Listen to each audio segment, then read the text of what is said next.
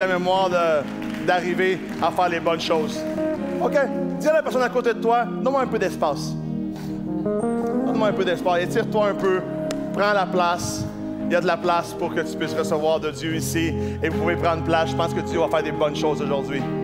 Êtes-vous prêts? Qu'est-ce que vous pensez si on commence avec une prière et on dit, Seigneur, prépare-moi à recevoir? Il n'y a personne qui sème dans son territoire, qui va semer dans sa terre, sans avant se préparer pour recevoir la semence.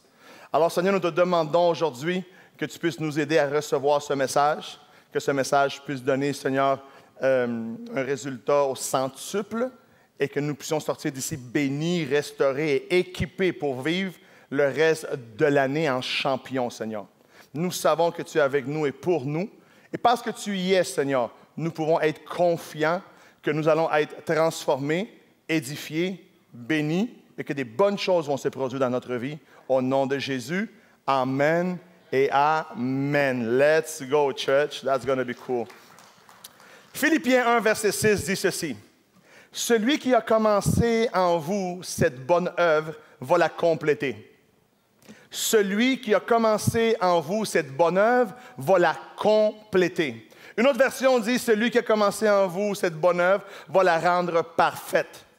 Je trouve ça intéressant, la parole de Dieu, parce qu'elle nous annonce le désir de Dieu, celui qui a commencé. Si Dieu a commencé quelque chose en vous, si de quelque façon que ce soit dans votre univers de vie, dans l'écosystème de votre famille, vous avez commencé à croire que Dieu est capable de faire quelque chose, ce qu'il a commencé à faire, Dieu va le compléter. Une des belles promesses de Dieu est que Dieu ne va pas nous laisser à mi-chemin.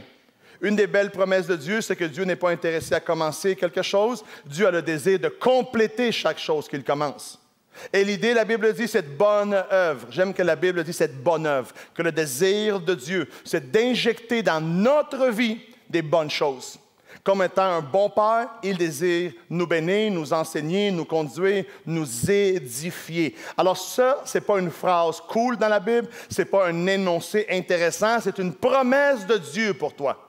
Que celui qui a commencé l'œuvre dans ta vie, dans ta famille, dans ton travail, dans tes finances, dans ta santé, dans ta profession, dans ton entreprise, ce domaine où tu as mis ta confiance en Dieu, celui qui a commencé l'œuvre va la compléter.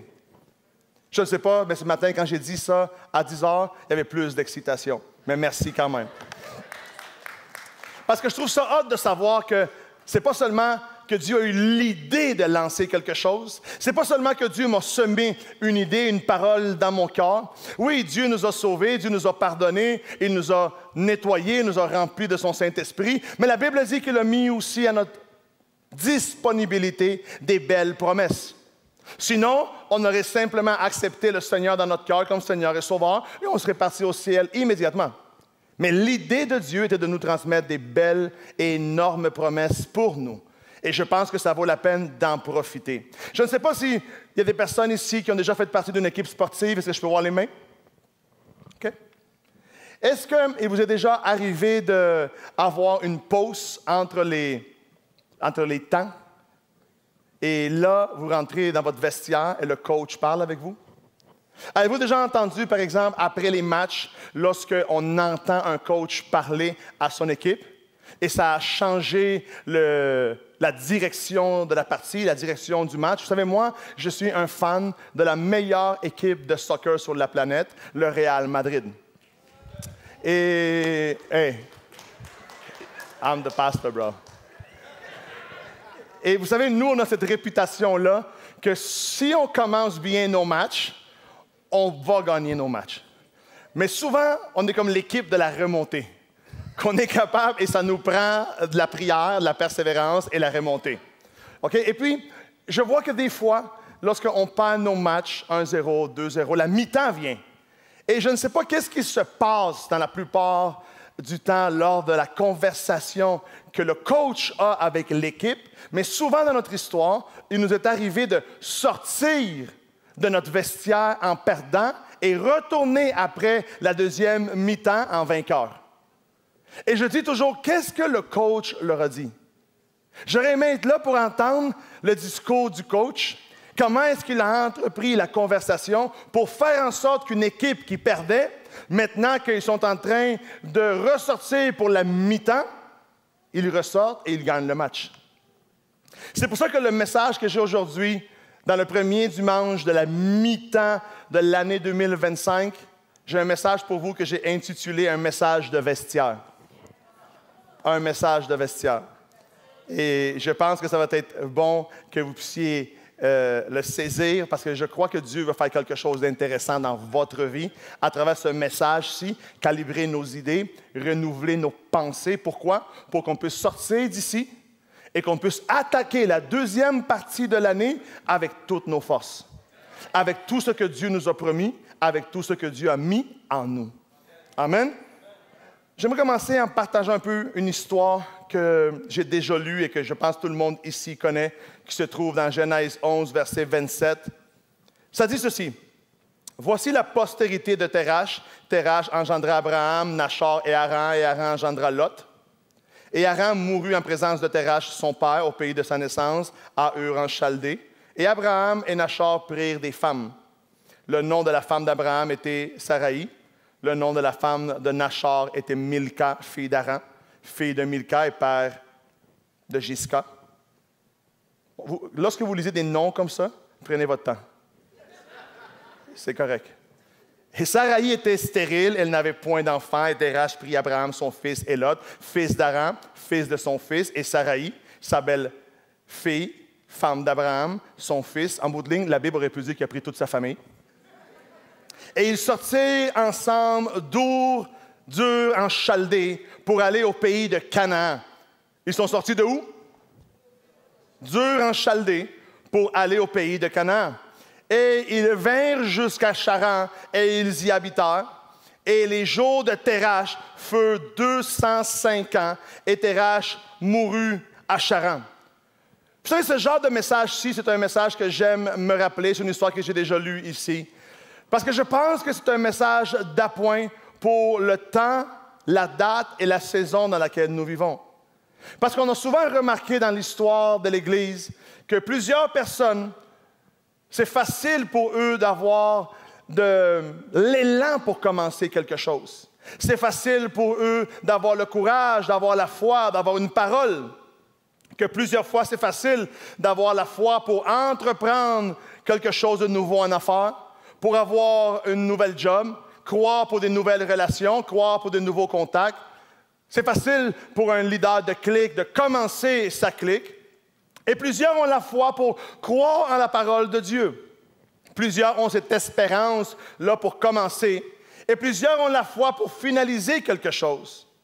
Parce que quand tu vois que tu vas bientôt arriver à un but, quand tu vois que tu arrives bientôt proche, que tu arrives à destination, que la promesse est sur le bord de s'accomplir, alors les gens ont la foi de terminer ce qu'ils ont commencé. Mais je me rends compte aussi que le défi de toutes les personnes, c'est lorsque la mi-temps arrive. Que le défi de toute équipe, c'est comment vont-ils entreprendre la dernière partie du match? Comment vont-ils entreprendre les deuxièmes semestres de l'année en cours? Vont-ils avoir la foi pour continuer? Avoir la foi pour continuer dans la course, avoir la foi pour continuer à croire. Peut-être tu as reçu des belles prophéties, peut-être tu as entendu un message ici qui t'a inspiré, qui t'a amené à oser croire que Dieu peut faire quelque chose de glorieux et Dieu a commencé à entreprendre des choses dans ta vie et maintenant on est rendu à mi-chemin. Et la question est, à mi-chemin, quelle est mon attitude? À mi-chemin, qu'est-ce que je ressors de ce moment-ci de ma vie? Est-ce que je vais avoir les forces pour continuer? Est-ce que je vais avoir toute la motivation que j'avais au début? Je remarque qu'aucun alpiniste abandonne la montagne lorsqu'il commence à l'escalader. Mais ils abandonnent toujours à la mi-chemin. Ils abandonnent toujours lorsque les choses sont compliquées. J'ai remarqué qu'aucun couple ne se divorce en pleine lune de miel. Que les gens divorcent à la fin de leur relation. Et j'ai remarqué que personne ne divorce en haut de 70 ans. La statistique est complètement nulle. Personne ne laisse tomber ses études la première journée. Et personne n'abandonne ses études le jour qu'il reçoit son diplôme. On a remarqué que les difficultés, les problèmes, les doutes, la crainte, l'insécurité arrivent toujours à la mi-chemin. Que personne ne laisse tomber sa diète lorsqu'il a perdu 25 livres, lorsqu'il voit le résultat. C'est quand est-ce que la tentation vient? C'est quand que la pression vient. C'est quand que les moments difficiles viennent vers nous. C'est toujours lorsqu'on est rendu à la mi-chemin de quelque chose. Est-ce que je vais avoir la foi pour continuer? Est-ce que je vais avoir la foi pour continuer de croire, d'avancer? J'ai entendu que Dieu veut faire des choses glorieuses. Le premier verset que j'ai lu disait que Dieu veut compléter ce qu'il a commencé. Ma question est, as-tu la foi pour que Dieu ait de l'espace pour compléter quelque chose? Es-tu encore dans la foi? Es-tu en train encore d'être convaincu que ce que Dieu t'a promis va s'accomplir? Que Dieu va faire des choses glorieuses. C'est important d'avoir la foi, pas seulement pour commencer quelque chose, mais ça prend aussi la foi pour continuer les choses, pour qu'on puisse se rendre au bon port, pour qu'on puisse arriver au 31 décembre 2025 et qu'on puisse se dire, ce que j'ai commencé, je l'ai terminé. Ce que j'ai cru, c'est produit. Ce que j'ai vu est arrivé. Et je pense qu'une des choses que Dieu veut faire dans notre vie en nous, ce matin, cet après-midi, c'est nous inspirer à ça. Lorsqu'on retourne dans le livre de Genèse, on peut remarquer que la Bible parle d'un personnage nommé Térache. Comment il s'appelle? Je vois que Dieu avait un plan pour Térache. Que Dieu avait un plan pour sa famille, que Dieu avait donné des belles promesses. Et l'endroit que Dieu l'avait appelé à posséder s'appelait Canaan. Canaan était pour lui sa terre promise. Quelle est ta terre promise à toi? Quelles sont ces choses-là que Dieu t'a promis? Quelles sont ces choses-là que Dieu t'a mis à cœur? Que tu as entendu que Dieu veut faire avec ta famille? Que tu as lu que Dieu veut faire avec toi? Quel est ton Canaan? Quelle est ta destination? Le plan de Dieu était de sortir cet homme d'une ville appelée Ur des Chaldées pour l'amener à une ville qui s'appelait Canaan. Amener dans sa destinée. L'amener là où Dieu lui avait promis, là où Dieu lui avait montré. Mais lorsque tu lis l'histoire, tu retrouves que cet homme-là, Térache, a été très excité de commencer quelque chose, a été très motivé par le début de l'histoire, par le début de l'aventure. Tu peux voir qu'il a eu la foi pour commencer, qu'il a eu la patience pour avancer un peu plus, mais lorsque il est arrivé à mi-chemin, il a abandonné la course.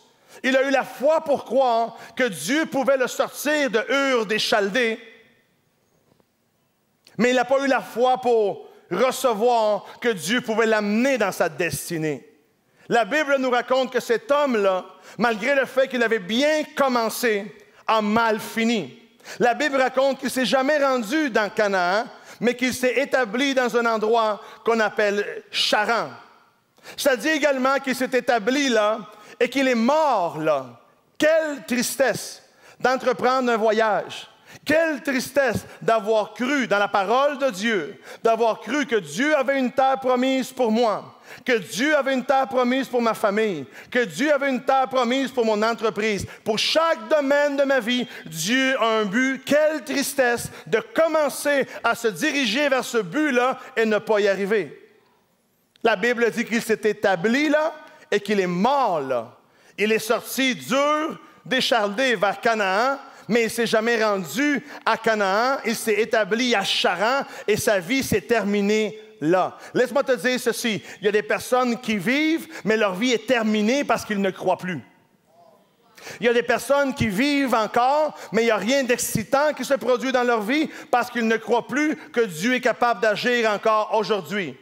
Térache a eu la force, Térache a eu l'inspiration, Térache a eu toute la motivation de commencer un voyage, mais il a manqué de gaz à la mi-chemin.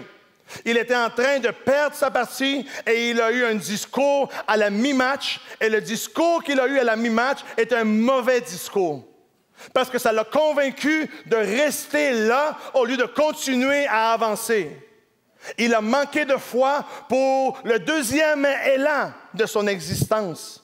C'est dommage que trop de gens sont dans cette circonstance-là. Qu'ils ont eu la foi pour commencer, ils ont eu le courage d'entreprendre quelque chose, mais trop facilement, ils abandonnent rendus aux premières étapes.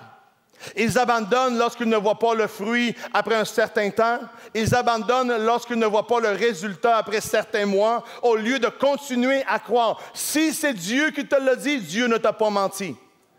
Si c'est Dieu qui te l'a dit, Dieu ne t'a pas menti. Persévère jusqu'à ce que tu vois le résultat arriver dans ta vie et voir les bonnes choses. Trop facilement, les gens abandonnent dans ce lieu-là nommé Charan. Mais moi, je suis venu vous dire aujourd'hui, n'abandonne pas le chemin. Dieu est avec toi. Ce que j'ai lu au début n'est pas une simple phrase, c'est une promesse. Ce qu'il a commencé en toi, il veut le compléter, il veut le terminer, il veut le perfectionner et il veut que tu puisses célébrer d'énormes victoires. Le même Dieu qui a réussi à le sortir de Ur des Chaldées avait toute la puissance pour le faire entrer dans Canaan.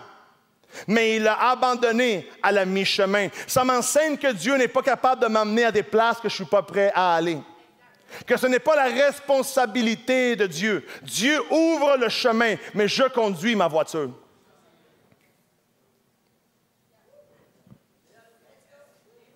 Trop souvent, dans les églises, on a mal prêché cette histoire-là, que Dieu doit être au volant. Non, Dieu n'est pas au volant, Dieu est sur le chemin. Dieu ouvre le chemin et je décide de prendre ma voiture, de m'attacher pour l'aventure, de peser sur le frein, de mettre ça sur le dé et ensuite peser sur le gaz vers le chemin que Dieu m'a préparé. C'est ma responsabilité à moi de faire avancer ma famille. C'est ma responsabilité à moi de faire avancer ma vie, de m'édifier en Dieu, de prendre des temps de prière, de prendre des temps de méditation, de penser la saison dans laquelle je rentre, où est-ce que Dieu veut m'amener. C'est ma responsabilité à moi de regarder si dans mon réservoir, j'ai assez de gaz pour me rendre. Le même Dieu qui l'avait sorti avait tout le nécessaire pour le faire rentrer. Continuons à avoir la foi. Continuons à avoir cette même expérience que nous avons reçue lorsque nous avons entendu le message. Parce que le message, la Bible dit, il est la parole. Lorsque tu pars avec une parole, un morceau de lui reste en toi. Alimente celui qui est à l'intérieur de toi et donne-toi tout le nécessaire pour te rendre là où Dieu t'a appelé à vivre. Je trouve que c'est une énorme tristesse de vivre sans arriver à l'endroit où Dieu nous a appelés à être. L'autre jour, je disais à quelqu'un, j'aimerais être présent le jour que Dieu va être en train de parler avec Terach, caché derrière le mur. Pas parler, juste entendre. Et juste quand que Dieu va lui dire, pourquoi tu ne t'es pas rendu à Canaan? Pourquoi tu as abandonné à mi-chemin? J'aimerais être présent lorsque Moïse va parler avec Dieu. Et Dieu va lui poser la question, ne devais-tu pas amener mon peuple à la terre promise? Vous êtes tous morts dans le désert. What happened? Mais j'aimerais jamais avoir cette convo-là avec Dieu. J'aimerais jamais avoir à répondre à Dieu, j'ai eu peur, j'ai douté, je pensais que ce n'était pas pour moi, je pensais que c'était pour les autres et j'ai abandonné. N'accepte rien de moins dans ta vie que ce que Dieu t'a dit. Ne fais jamais l'erreur que cet homme-là dans l'histoire a fait. Ne fais jamais l'erreur que Terach dans Genèse 11 a fait. Ne t'établis jamais dans l'épreuve. Ne fais jamais d'une difficulté, d'une circonstance difficile, un lieu de résidence. Mais continue à avancer vers ta promesse. Continue à avancer vers Canaan. Allons recevoir tout ce que Dieu a pour nous. Allons recevoir tout ce que Dieu nous a promis. Ce qui est remarquable dans cette histoire, c'est qu'après le chapitre 11, on n'entend plus parler de Terach, mais maintenant rentre en action un personnage que vous et moi connaissons très bien, qui est le fils de Terach. Maintenant, le fils de Terach est connu comme le père de la foi. Comment est-il connu? Il est reconnu comme le père de la foi. Son nom, c'est Abraham. Quelle est la différence entre Abraham et son père? Laissez-moi vous dire ceci. J'ai appris que tous les combats que je ne veux pas combattre, mes enfants auront à les affronter. Tous les combats que je ne veux pas combattre, mes enfants auront à les affronter.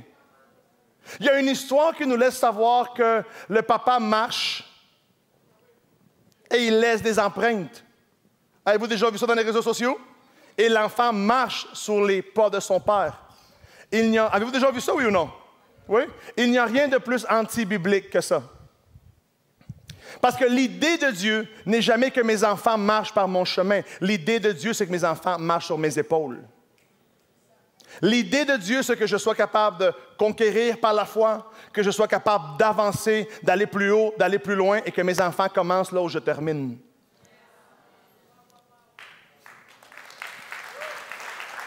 J'aime qu'Abraham a eu la foi non seulement pour commencer la course, mais également pour continuer, pour aller plus loin. Il a eu la foi à la mi-chemin et il a eu la foi pour terminer également. Laissez-moi vous partager certaines différences qu'il y a entre ces deux personnes-là, des différences entre Abraham et Térach. On découvre dans l'histoire qu'Abraham ne s'est pas contenté de Charan.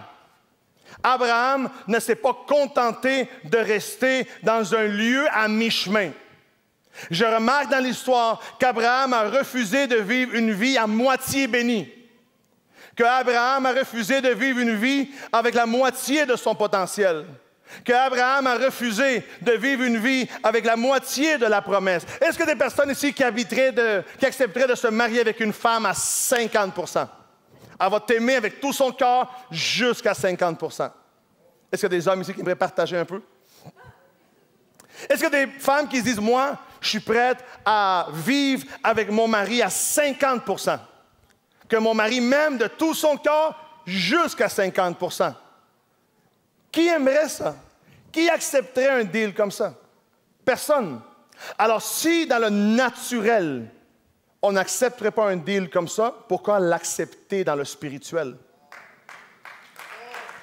Pourquoi accepter de vivre à mi-chemin? À plusieurs reprises, la Bible nous enseigne que nous devons imiter la foi d'Abraham. Une foi qui n'a pas seulement pu commencer, qui n'a pas seulement pu continuer, mais qui s'est rendue dans la terre promise. Moi, je crois qu'aujourd'hui, cet après-midi ici, je m'adresse à des gens qui ne vont pas seulement commencer, mais qui vont également continuer et qui vont se rendre à la terre promise. Je suis convaincu que l'Église que j'ai en avant de moi n'est pas une Église qui va abandonner à la mi-chemin, mais c'est une Église qui va conquérir tout ce que Dieu lui a promis, qui va atteindre ses buts, qui va célébrer d'énormes victoires. Vous allez voir la gloire de Dieu. Amen. J'aime qu'on peut voir ici, on peut observer des choses, parce qu'Abraham n'a pas voulu être average. Abraham n'a pas voulu vivre une vie médiocre. Il a dit non à Charan. Et lorsque tu regardes la vie de Tarek, de son père, tu peux voir ici qu'on peut remarquer qu'il s'est rendu à Charan. Et le problème, ce n'est pas de s'arrêter là. Le problème, c'est de s'installer là. Dans la vie, tu peux vivre des difficultés. Dans la vie, tu peux vivre des situations compliquées. Dans la vie, tu peux vivre et avoir à sortir à des virages que tu ne pensais pas sortir. Et là, pris avec une situation complexe, pris avec une surprise. Le problème, ce n'est pas d'avoir des surprises. Le problème, c'est de se planter dans une surprise. Le problème, ce n'est pas d'avoir des doutes, d'avoir des craintes, d'avoir des échecs, de vivre des défaites. Le problème, c'est de s'installer là en permanence. Il n'y avait aucun problème. Si l'histoire aurait dit « Et Térach s'est installé à Charan, il resta là pour se rafraîchir et ensuite il repartit vers Canaan. » Mais c'est triste de lire qu'il s'est installé à une place où Dieu ne l'avait pas appelé. Il s'est installé à une place où il n'avait pas de destinée pour lui. Et c'est encore plus terrible de lire qu'il est mort là. Charan était en escale dans cet endroit-là. Térach était en escale dans cette ville, mais il en a fait sa résidence permanente. Moi, j'aimerais te dire ceci, aucune maladie est une résidence permanente. Aucune pauvreté est une résidence permanente.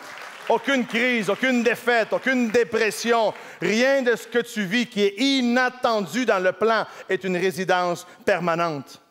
Ne fais jamais l'erreur de faire en sorte qu'une difficulté, qu'une saison de ta vie devienne le reste de ta vie. Tellement souvent, Tellement souvent, j'ai eu des conversations avec des personnes qui m'ont dit « J'ai vécu telle chose dans mon adolescence, j'ai vécu telle chose dans telle relation, j'ai eu telle expérience au travail. » Et ces expériences-là ont créé des blocages, des vies arrêtées. Des vies arrêtées par un blocage, des vies arrêtées par un traumatisme, des vies arrêtées par une mauvaise relation. Laisse-moi te dire, cet après-midi, Dieu a plus pour toi. Dieu a plus pour toi. Ce que tu vis maintenant n'est pas appelé à être ta meilleure partie. Ce que tu vis maintenant est simplement une situation de mi-chemin.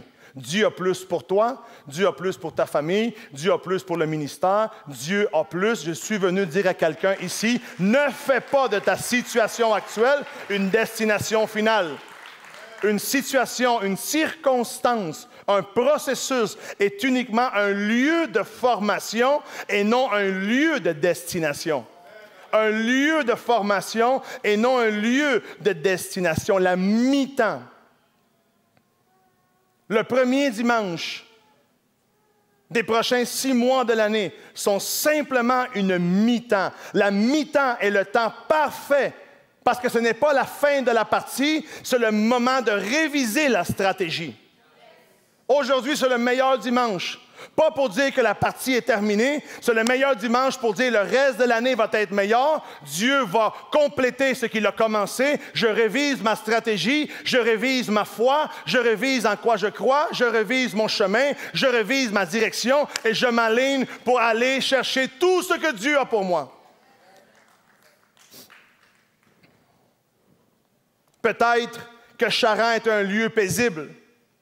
Peut-être que Charan est un endroit tranquille. Peut-être qu'il y avait des beaux paysages. Peut-être qu'il y avait des belles maisons, des belles plages. Mais ce n'est pas ce que Dieu avait pour lui. Vous connaissez déjà mon histoire. Durant la pandémie, l'idée était que moi et toute ma famille, on déménageait dans un autre pays où il y a des belles plages. Hier, Samuel m'a envoyé une photo d'une plage à Laval. J'ai pensé à ça, j'ai dit, Seigneur, moi je pensais que tu m'emmenais dans des plages de sable blanc, avec de l'eau turquoise, pas du lait au chocolat. L'ennemi va toujours vouloir négocier avec toi. L'ennemi va toujours essayer de te convaincre d'échanger Canaan pour ton Charan. L'ennemi va toujours essayer de te convaincre d'abandonner à mi-chemin, te disant « tu as déjà assez accompli, tu as déjà assez fait, tu as déjà assez servi ». L'ennemi négociait avec moi. Il me disait « tu as servi Dieu pendant 18 ans, c'est assez maintenant. Continue à l'adorer, continue à l'aimer, plus besoin de servir ». L'ennemi va toujours essayer de nous convaincre de vivre à moitié heureux, d'accepter moitié heureux, d'accepter moitié épanoui, d'accepter une petite église, une petite job, un petit salaire. L'ennemi arrive toujours à la place propice où quelqu'un est vulnérable et il essaie de négocier avec toi. Savez-vous avec qui l'ennemi négocie? Avec ceux qui ont une vision. Si l'ennemi est en train de négocier avec toi, réjouis-toi, c'est une bonne nouvelle. L'ennemi attaque les chrétiens qui n'ont pas de vision, mais il négocie avec ceux qui ont une vision. Si tu es un chrétien qui n'a pas de vision, l'ennemi t'attaque parce qu'il veut te détruire. Mais si tu es un chrétien qui a une vision, l'ennemi te négocie. Une promesse de Dieu, une personne de foi ne va jamais être contente avec une demi-bénédiction. Allons chercher ce que Dieu a pour nous dans l'ensemble de ce qu'il a payé pour nous. Est-ce que vous avez déjà invité des personnes chez vous et vous avez préparé un beau banquet et les gens n'ont pas tout mangé? Et quelques-uns sont arrivés le ventre plein. Alors ils n'ont pas profité de ce que vous avez préparé. La Bible dit qu'il a préparé pour nous un banquet. Que notre Père est un bon Père, qu'il a préparé pour nous une vie de bénédiction. Quelle tristesse ou quel dommage de ne pas aller servir, de ne pas en profiter, parce qu'on a décidé d'abandonner. Regardez la différence entre Abraham et son père. Dans Genèse 12, chapitre 1, 4 et 5. Versets 1, 4 et 5, pardon. L'Éternel dit à Abraham, « Va-t'en de ton pays, de ta patrie, de la maison de ton père, dans le pays que je te montrerai. » Et au verset 4, ça dit, « Abraham partit comme l'Éternel le lui avait dit, et Lot partit avec lui, et Abraham était âgé de 75 ans. » Quel âge avait-il? Lorsqu'il sortit de Charan. Et Abraham prit Saraï, sa femme, et Lot, fils de son frère, avec tous les biens qu'il possédait, et les serviteurs qu'il avait acquis à Charan. Et ils partirent pour aller dans le pays de Canaan, et ils arrivèrent à Canaan. J'aime que Abraham a osé prendre le chemin, qu'Abraham a osé abandonner Charan afin de pouvoir se rendre à la destination de Dieu, que Dieu lui avait montrée. J'aime l'idée qu'il a laissé son confort, il a laissé ses habitudes, il a laissé ses amis, il a laissé ses affaires, les choses qu'il avait entreprises pour se rendre à Canaan. Il savait que Charan, c'était bon, mais il savait que Canaan, c'était meilleur. Il savait que Charan, c'était bon, mais que Canaan était meilleur pour lui. L'ennemi numéro 1 du meilleur, c'est le bon. Fais attention de ne pas tomber dans la bonne saison. Il faut tomber dans la saison de Dieu. L'ennemi de l'excellence, l'ennemi de l'abondance, c'est le bon. Si tu te trouves dans une bonne saison, mais tu n'es pas dans la saison de Dieu, tu passes à côté de tout ce que Dieu a pour toi. Ta terre promise ne va jamais se trouver à l'intérieur de ta zone de confort. Les bonnes choses sont à l'intérieur de la zone de confort, mais les choses de Dieu à l'extérieur. La terre promise va toujours être à l'extérieur de ta zone de confort. Si tu es trop confortable dans ta vie aujourd'hui, tu n'es pas dans la terre promise. Abraham avait compris le principe. Abraham avait vu la vie de son père et il n'a pas voulu répéter la cassette. Abraham avait vu comment son père avait vécu. Abraham a vu comment sa famille a vécu. Et il se dit, je vais me coller à Dieu pour voir s'il y a plus pour moi. Et quand Dieu lui a parlé, la Bible dit, il est sorti et il s'est rendu. Il n'y a rien de plus intéressant que d'entendre Dieu, de voir Dieu et de se rendre là où Dieu nous a dit qu'on serait. Il n'y a rien de plus hâte que ça. Il se disait, je veux vivre la totale. Je ne veux pas vivre partiellement. Je dois sortir de Charan. Je dois sortir de ma zone de confort. Même si je dois laisser ici les choses que j'aime. Tout ce que Dieu a pour moi est là-bas. Abraham ne s'est pas donné d'excuses. Même si le chemin n'était pas facile, même si le voyage n'était pas simple, même si ce n'était pas de tout repos, il s'est rendu à sa destination.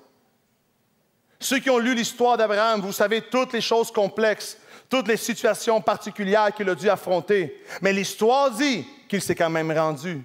Soyons des personnes que malgré les circonstances complexes, soyons des personnes que malgré les obstacles que peut trouver dans le chemin, on va se rendre toujours là où Dieu nous a appelés à être. Et il était rendu à 75 ans.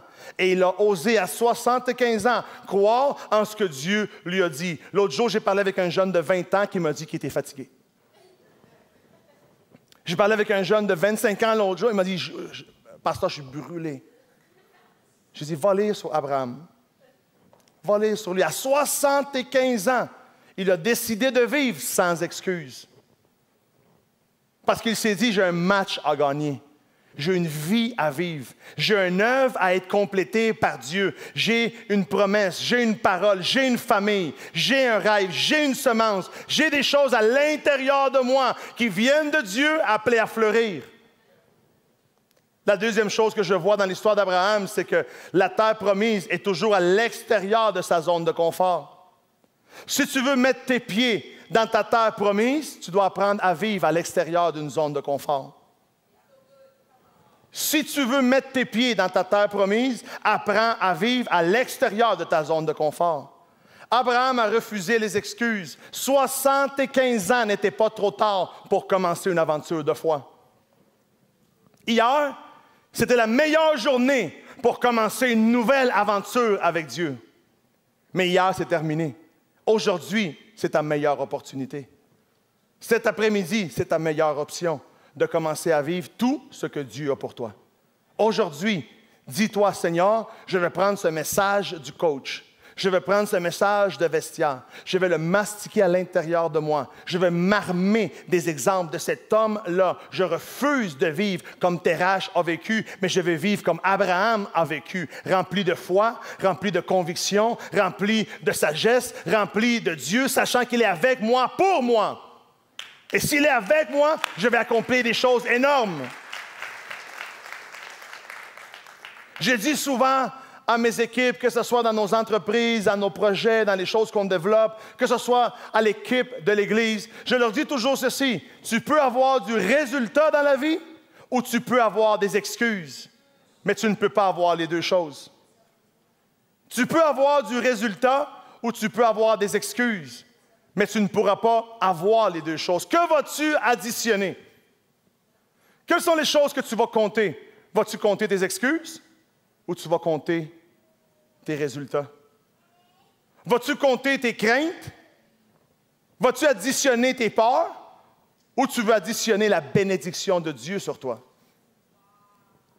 Abraham avait des bonnes raisons pour avoir des excuses, pour rester à Charan.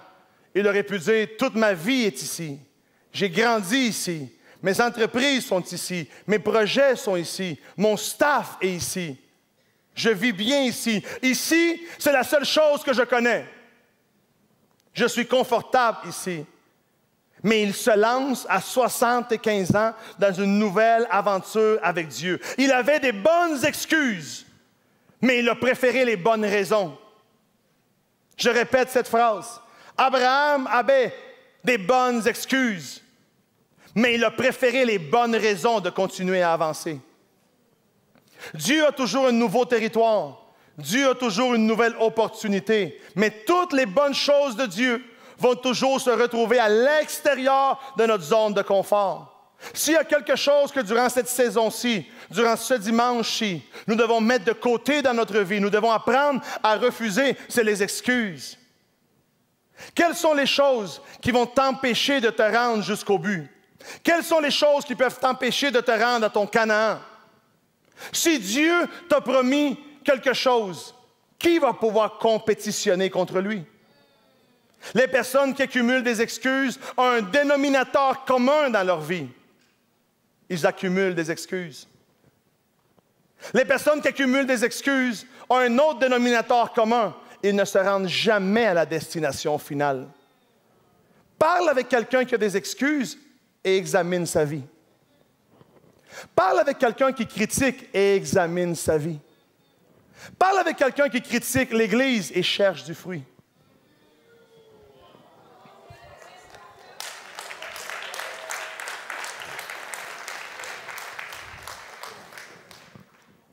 Les personnes qui accumulent des excuses ont cette tendance-là d'abandonner à mi-chemin tout ce qu'ils entreprennent. Ils ont beaucoup d'idées, peu de résultats. Ils ont démarré bien des choses, mais ils n'ont jamais rien complété. Mais une personne qui accumule des résultats, une personne qui additionne la bénédiction de Dieu, c'est cette personne-là qui a continué à croire malgré les obstacles.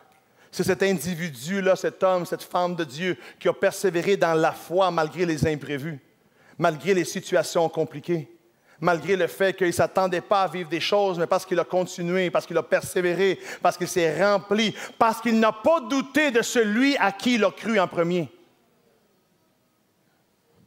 Il a atteint des grandes choses pour Dieu. Lorsque tu veux laisser tomber, rappelle-toi pourquoi tu es rentré. Quand tu veux abandonner quelque chose, rappelle-toi pourquoi tu es rentré dans cette chose-là. Comment se fait-il qu'au début, je crois dans ce que Dieu m'a dit et à la mi-chemin, je me mets à douter? Qu'est-ce qui s'est passé? Terach, qu'est-ce qui s'est passé? La seule chose qu'on sait, c'est qu'il n'avait pas ce qu'il fallait. Mais Abraham l'a eu. Et aujourd'hui, vous et moi sommes appelés des descendants d'Abraham. La Bible dit que nous sommes sous la bénédiction d'Abraham, d'Isaac et de Jacob. Ça veut dire que le même zèle, le même combo, le même trio, les mêmes ingrédients qu'Abraham avait, j'ai accès à apprendre d'eux. La Bible ne dit pas que je suis sous la bénédiction de Térach. Je suis sous la bénédiction d'Abraham, de celui qui a vaincu, de celui qui a cru, de celui qui a triomphé. C'est la bénédiction que Dieu a collée après moi. La dernière partie du verset 5 disait « Et ils partirent pour aller à Canaan, et ils se sont rendus à Canaan. » Ils sont partis vers Canaan, et ils se sont rendus. Quelle belle histoire à raconter! Et il a commencé sa famille, et il a réussi sa famille. Et il s'est marié à cette dame, et les deux sont morts ensemble de vieillesse, dans l'amour dans lequel ils ont commencé. Et ils ont eu des enfants, et leurs enfants ont grandi, ont cru en Dieu, ont prospéré, et ils ont accompli leur destinée. C'est hâte de partir vers la destination, c'est mieux d'arriver. Sa destination était Canaan, il s'est rendu à Canaan. La destination de son père était Canaan, mais il a abandonné à Charan. Et il est mort là. Et moi, je suis venu dire à quelqu'un ici, prépare-toi. Parce que jamais tu vas mourir à un endroit de transition. Dieu va toujours t'amener à un endroit de bénédiction. Dieu ne va pas te laisser mourir dans un endroit de transition. Dieu va t'amener à un lieu de bénédiction si tu es disponible. Toutes les promesses sont oui et amen pour ceux qui croient, pour ceux qui sont disponibles pour Dieu, pour ceux qui peuvent voir la gloire de Dieu. Moi, je prie que dans cette église-ci, il n'y ait aucun Térach, mais juste des Abraham. Moi, je prie ici pour que personne ne meure en essayant, mais que tout le monde se rende en triomphant.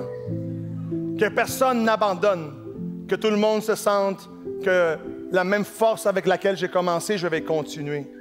J'aime ce que la Bible dit dans Genèse 15, verset 25. Et après l'avoir conduit dehors, après l'avoir conduit où?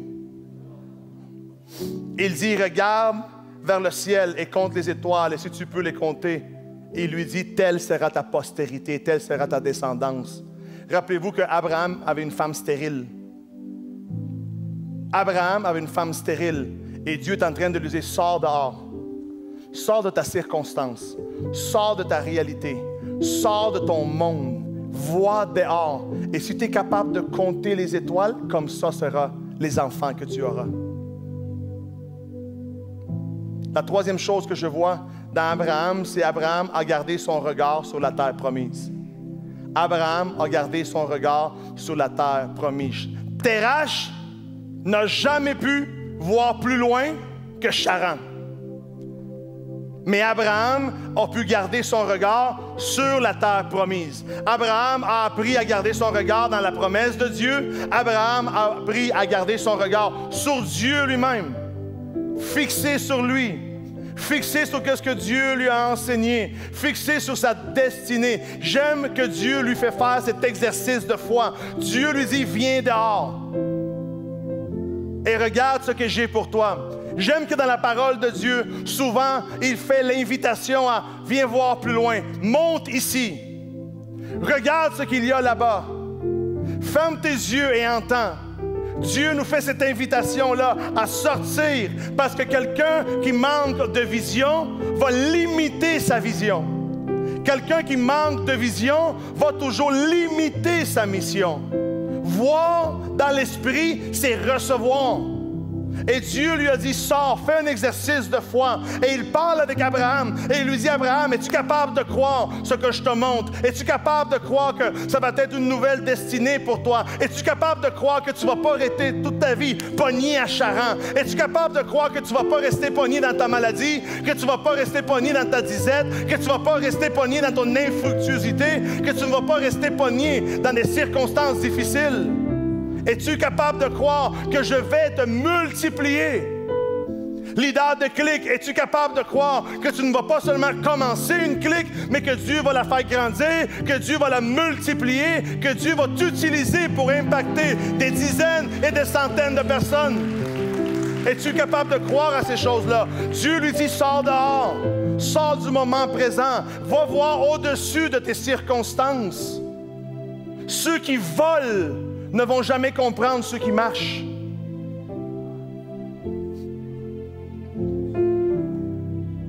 Ceux qui sont capables de voler ne peuvent pas comprendre ceux qui sont habitués à marcher. C'est pour ça qu'il lui dit, viens ici, vois comme je vois, entends comme j'entends, aie confiance en toi, comme moi qui t'ai fait la promesse. Pensez-vous que Dieu vous aurait fait une promesse s'il n'aurait pas eu la confiance que vous êtes capable de l'accomplir? Pensez-vous que Dieu vous aurait promis des choses aussi énormes? Qu'il aurait mis une telle mission entre nos mains s'il n'aurait pas confiance que nous sommes capables de l'amener à terme? Il commence à visualiser. Vous et moi sommes appelés à avoir des moments durant cette saison-ci de prière, d'adoration, où on commence à se voir comme Dieu nous voit, où on commence à se parler comme Dieu nous parle, où on commence à se traiter comme Dieu nous traite. Rappelez-vous de ceci, rappelez-vous toujours de ce que je vous ai enseigné. L'ennemi connaît votre nom, mais il vous appelle par votre péché. Dieu voit ton péché, mais il t'appelle par ton nom. L'ennemi connaît ton péché et il t'appelle par ton péché. Dieu voit ton péché, mais il t'appelle par ton nom. Qui vas-tu entendre? Celui que tu vas entendre, c'est celui qui va exercer le plus d'influence sur toi. Vas-tu entendre celui qui te conduit vers le péché ou celui qui te donne un ministère d'enfant, fille de Dieu? Qui te donne une identité, qui t'amène à aller plus loin, plus haut, à rentrer dans ce que Dieu a pour toi. Ton regard, tes actions, toujours pointés vers la terre promise. Avancer, même si tu dois ramper, avance. Même si des fois on doit scroll, avance. La semaine passée, j'ai dit une phrase que je trouve intéressante. J'ai dit que la situation actuelle ne doit jamais limiter ta destination finale. Que ta situation actuelle ne vienne jamais limiter ta destination finale. Je ne sais pas quelle est la situation actuelle de ta famille, mais elle ne doit pas limiter la destination finale, qui est d'avoir une famille unie, épanouie et bénie. Je ne sais pas quelle est la situation actuelle de tes relations, mais elle ne doit pas limiter la destination finale, qui est d'avoir des relations qui se complètent, des relations qui vont plus loin, des relations qui plaisent à Dieu et des relations qui servent Dieu. Je ne sais pas quelle est la situation de ta santé, de tes finances, de tes projets, de ton travail, de ta carrière, de ton statut d'immigration. Je ne sais pas quelle est la situation actuelle, mais ne lui donne pas la puissance de limiter ta destination finale. Ta situation actuelle, si elle ne vient pas de Dieu, elle est simplement une escale et non une destination.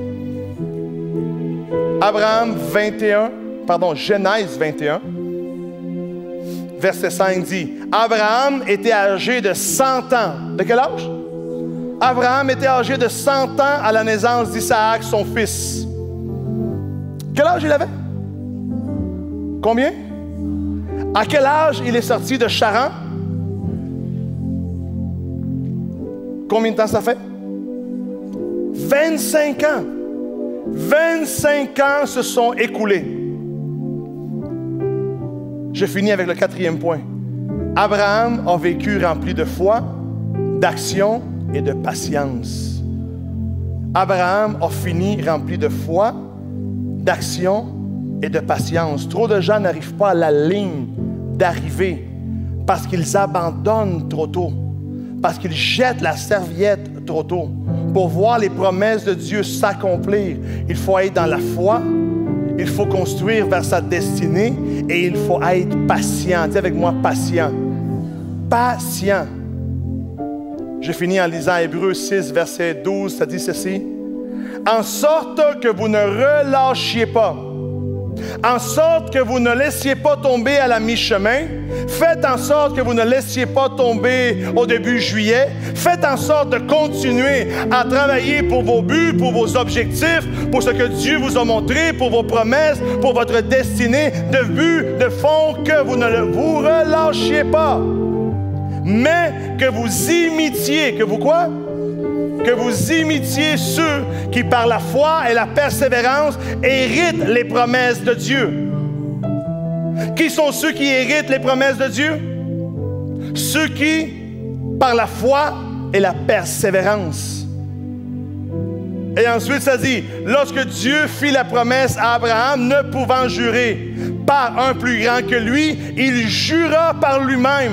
Et il lui dit, certainement je te bénirai, je te multiplierai ta postérité. Et c'est ainsi qu'Abraham, ayant persévéré, a obtenu l'effet de la promesse. Comment est-ce qu'Abraham a obtenu l'effet de la promesse? La foi n'est pas l'ingrédient ultime, n'est pas le seul ingrédient. Ça prend aussi de la patience. Ça prend de la foi pour commencer et de la patience pour triompher. Ça prend de la foi pour semer et de la patience pour récolter. Ça prend de la foi pour commencer une clique et de la patience pour former les équipes et pouvoir multiplier. Ça prend la foi pour entendre la parole de Dieu. Ça prend l'action d'avancer dans la parole de Dieu. Et ça prend la patience pour voir l'effet de la parole de Dieu en nous. J'aime ce que le verset dit. Le verset 13 dit ceci. Lorsque Dieu a fait la promesse à Abraham, ne pouvant jurer par un plus grand que lui, il jura en disant, je te bénirai et je te multiplierai. Dieu a juré de te bénir. Ne te donne pas le droit de douter. Dieu a juré de te multiplier. Ne te donne pas le droit de ne pas être sur le terrain. Dieu a juré de donner plus, que tu sois la tête et non la queue, que tu sois en haut et non en bas, que tu sois en victoire et non en défaite. Dieu a juré de bénir. Alors préparez-vous et faites le nécessaire pour vivre sous cette bénédiction-là. Et s'il y a quelqu'un qui n'y croit pas, manque-le, mais toi qui y crois, reçois-le.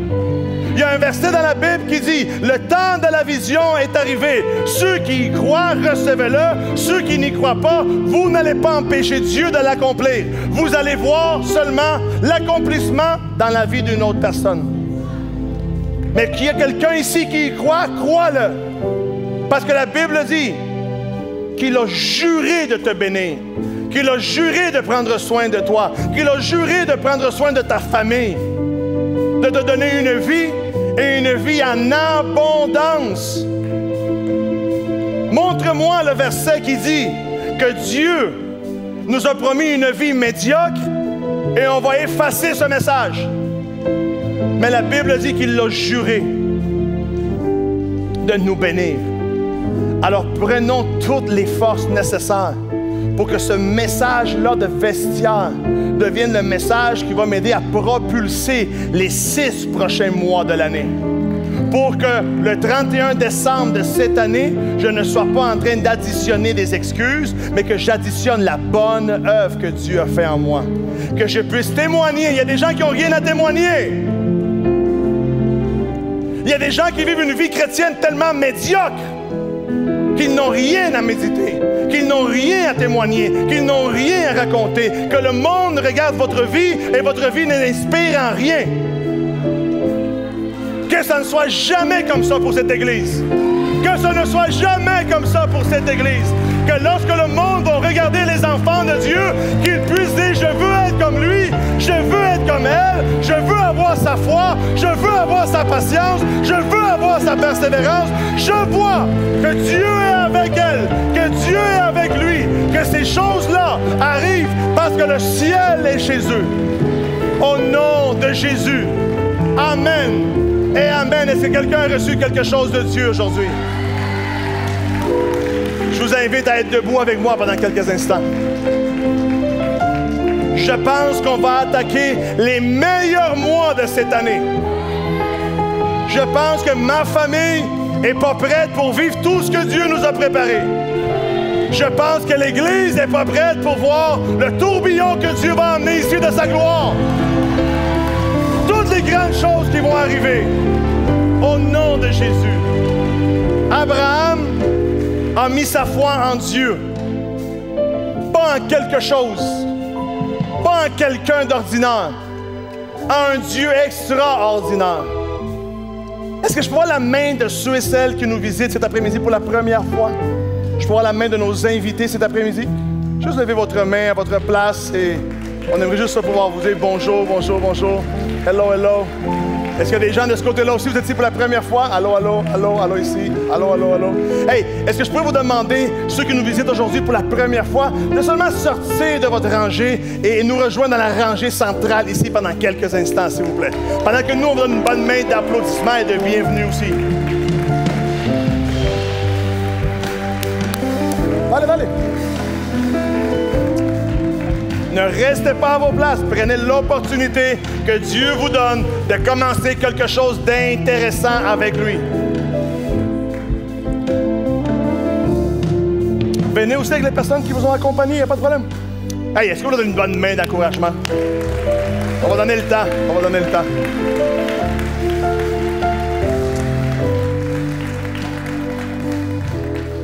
Laissez-moi vous dire ceci. Une aventure de foi, c'est la chose la plus excitante qu'un individu peut vivre. Découvrez ce que Dieu a pour nous. Rentrer dans sa promesse, oser croire, il n'y a rien de plus excitant. Et la façon de le faire, la meilleure façon de le faire, c'est en lui demandant. J'aime qu'Abraham avait cette relation-là avec Dieu. Alors Dieu pouvait lui montrer où aller, de où sortir, où rentrer. Et vous et moi pouvons commencer cette expérience-là aujourd'hui même. Qu'est-ce que vous pensez si toute l'Église ensemble, on fait cette prière-là où on veut aider nos amis, les gens qui nous visitent aujourd'hui à rentrer dans une nouvelle aventure de foi et qu'ils puissent voir dans leur vie tout ce que Dieu leur a promis. Amen? Hey, pourquoi ne pas étendre vos mains ici et on dit, Seigneur Jésus, cet après-midi, nous voulons rentrer dans tout ce que tu as pour nous. Cet après-midi, Seigneur, nous voulons vivre cette année, Seigneur, pas à moitié béni, mais complètement béni. Pas à moitié avec toi, mais complètement avec toi.